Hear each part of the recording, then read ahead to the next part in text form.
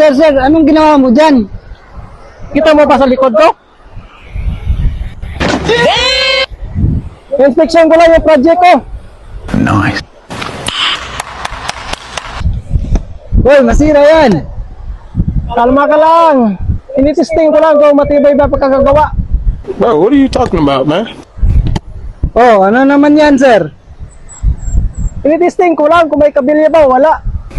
What? Ayos! Magaling pagkagawa ng mga bata ko.